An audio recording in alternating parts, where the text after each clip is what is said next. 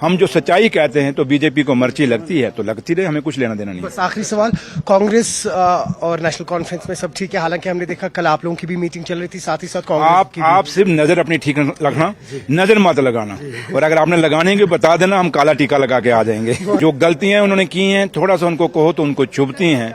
अब हमारे सच कहने पे उनको मिर्ची लगती है तो वो लगती रहे, वो मिर्ची हम हर बार लगाएंगे, उनको लगती रहेगी, हम लगाते रहेंगे। लेकिन सच्चाई ये है कि सत्यपाल मलिक साहब को जब हम याद करते हैं, उनको श्रद्धांजलि देते हैं, उन्होंने क्या किया क्या नहीं किया वो इतिहास के पन्नों में दर्ज है। जम्मू कश्मीर ने क्या खोया क्या पाया उनके दौर में वो भी इतिहास के पन्नों में है। लेकिन सच्चाई ये है कि उन्होंने जो फैसले लिए वो बीजेपी को सूट करते थे, वो जम्मू कश्मीर के लोगों को सूट नहीं करते थे।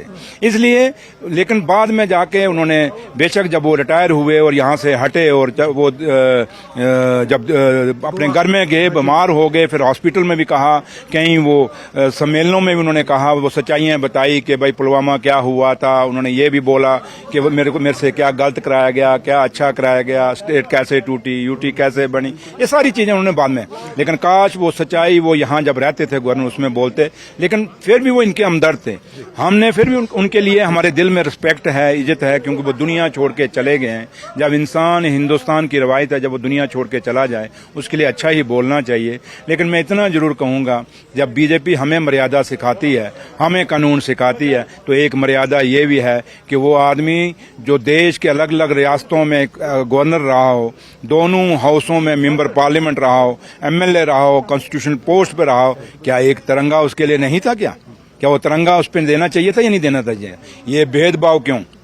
इसीलिए कि जो झूठ इसने जम्मू कश्मीर में रह के किया बेचारे ने, उसकी वो पश्चाताप कर रहा था कि आखिरी टाइम में मैं पश्चाताप करूं और मैं लोगों को सच बता के जाऊं। और सत्यपाल मलिक साहब ने सच्चाई जब बताई तो वो तिरंगे से भी महफूज हो गया। ये दुख हमें जरूर है, जरूर ये नहीं कि मैं जिस कौम से हूं उसी कौम से वो था, नहीं, वो एक किसान का बेटा था, एक आम परिवार से आया था और उस परिवार से लेकर वहां यहाँ तक पहुंचा था। और लास्ट में जब उसका अंत हुआ वो मरा उसी गरीबी में, उसी एक कमरे में।